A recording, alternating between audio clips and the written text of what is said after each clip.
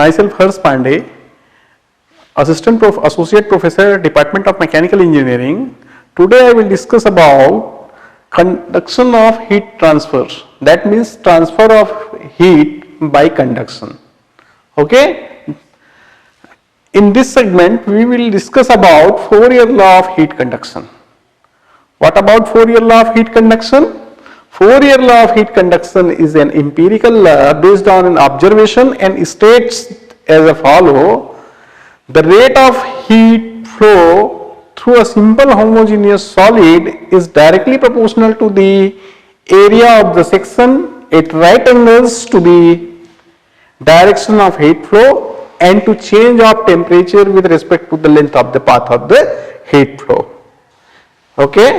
Mathematically, it can be represented by the equation capital Q is directly proportional to A into dt divided by dx, where Q is the heat flow through a body per unit time in watt, capital A is the surface area of heat flow perpendicular to the direction of flow of heat in meter square, and dt is the temperature difference of the faces of the block, that is homogeneous solid, of thickness dx through which heat flow in degree centigrade or Kelvin, and dx is the thickness of the body in the direction of flow of heat in meter.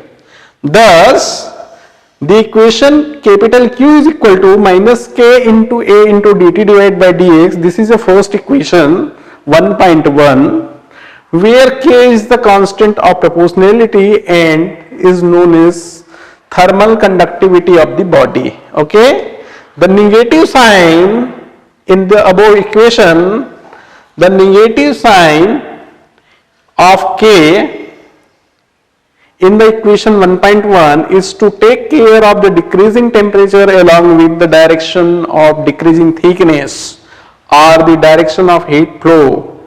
The temperature gradient dt divided by dx is always negative along positive x direction, and therefore the value as a Q becomes positive value. Okay. Now the following are the assumptions on which Fourier law is based. What sort of assumptions? First, conduction of heat takes place under steady state condition. Okay, and the second one is the heat flow is unidirectional. Then the third assumption, the temperature gradient is constant and the temperature profile is linear. Okay, the temperature gradient is constant and the temperature profile is linear. There is no internal heat generation. There is no internal heat generation. Then the next, the bonding surfaces are isothermal in nature, are isothermal in character. Okay. The material is homogeneous and isotropic, that is the value of thermal conductivity is constant in all directions. Okay. So these are the assumptions on which Fourier law is based. Okay. Some essential features of Fourier law, that is, following are some essential features of Fourier law. First, it is applicable to all matter, may be solid, liquid or gases. Okay, and second one, it is based on the experimental evidence and cannot be derived from the first principle. Then the third assumption is it is a vector expression indicating that heat flow rate is in the direction of decreasing temperature and is normal to an isotherm. Okay. Then the fourth one, it helps to define thermal conductivity, that is represented by the symbol of K, that is a transport property of the medium through which heat is conducted. Then thermal conductivity of the material will becomes from equation 1.1, then we have capital K is equal to Q divided by A into dx divided by dt from Fourier law of heat conduction. Okay. The value of K is equal to 1. When Q is equal to 1, then area capital A is equal to also 1. Therefore, dt divided by dx is 1.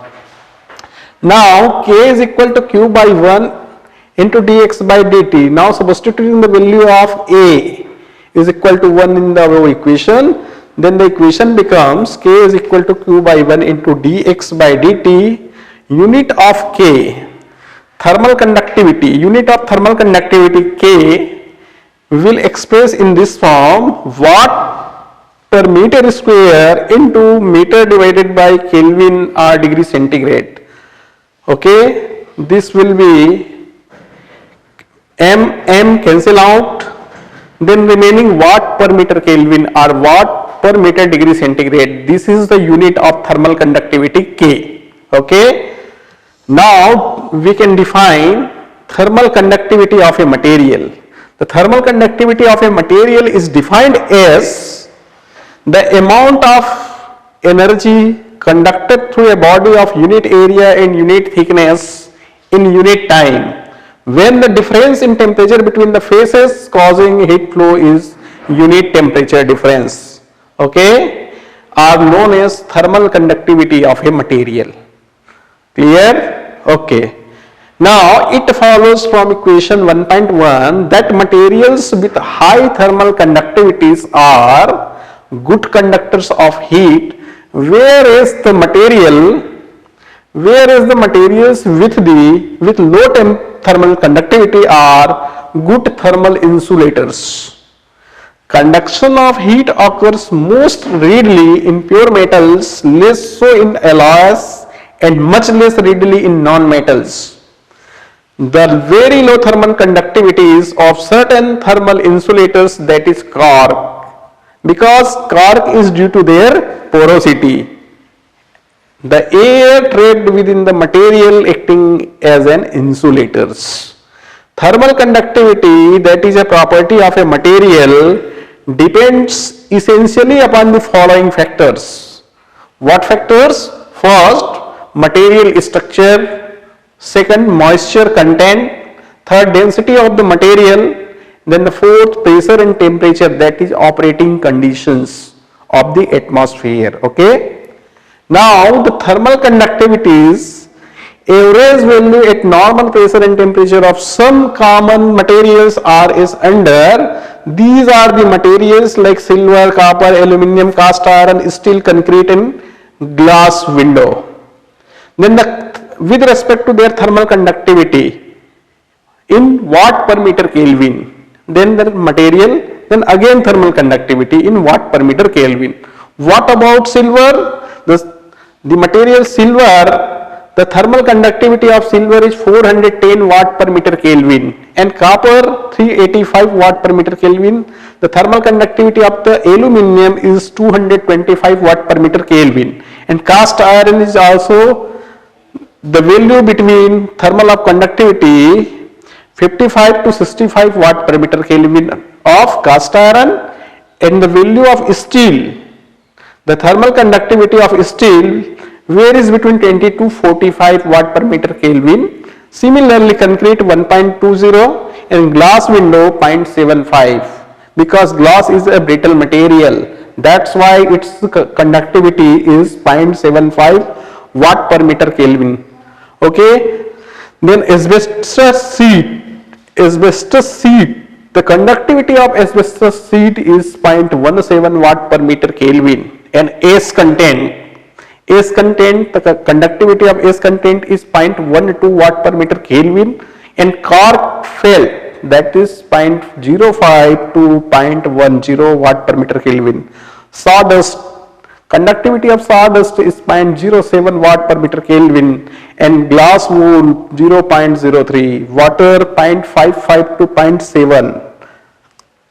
Similarly, freon gases, the conductivity of freon, that is 0.0083 watt per meter Kelvin. Following point regarding thermal conductivity, its variation for different materials and under different conditions are worth noting. First, thermal conductivity of a material is due to flow of free electrons, that is in case of a metal, and lattice vibrational waves in case of fluid. Then second one, the thermal conductivity in case of pure metals. In the highest the value of thermal conductivity is highest, then the value of K is equal to 10 to 400 watt per meter degree centigrade. It decreases with increase in its impurity. Okay, the range of K for the other material is as follows, like alloys, heat insulating building material, liquid, gases and vapor. The thermal conductivity of a metal varies considerably when metal is heated in a mechanically process that is formed. The thermal conductivity of most metals decreases with the increase in temperature, like aluminum and uranium being the exceptions. In most of liquid, the value of thermal conductivity tends to decrease with temperature, water being an exception due to decrease in density with increase in temperature. In case of gases, the value of thermal conductivity increases with temperature. Gases with higher molecular weight have smaller thermal conductivity than with lower molecular weight. This is because the main molecular path of gas molecules decreases with increase in density, and conductivity K is directly proportional to the mean free path of the molecule.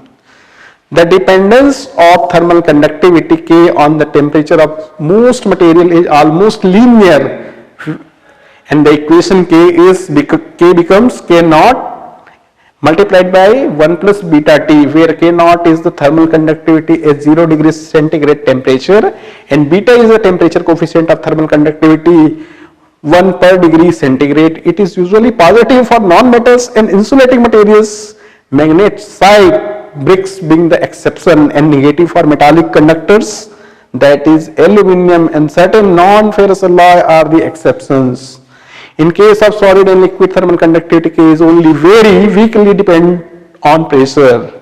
In case of gases, the value of K is dependent of pressure near standard atmospheric conditions. In case of non-metallic solid, the thermal conductivity of porous material depends upon the type of gas or liquid present in the void.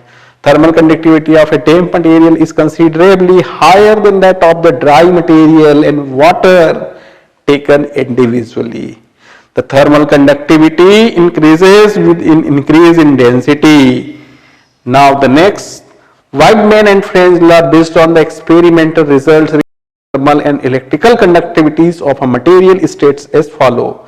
The ratio of the thermal and electrical conductivity is the same for all the metal at the same temperature, and that the ratio is directly proportional to the absolute temperature of the metal, and mathematically the equation becomes K divided by sigma is directly proportional to T, where K divided by sigma T is equal to constant, where K is the thermal conductivity of the metal at temperature in Kelvin and sigma is the electrical conductivity of the metal at temperature T in Kelvin, where C is a constant for all matter referred to as Lorentz number, and the value of this constant for metal is equal to 2.45 into 10 to the power minus 8 watt ohm per Kelvin square, where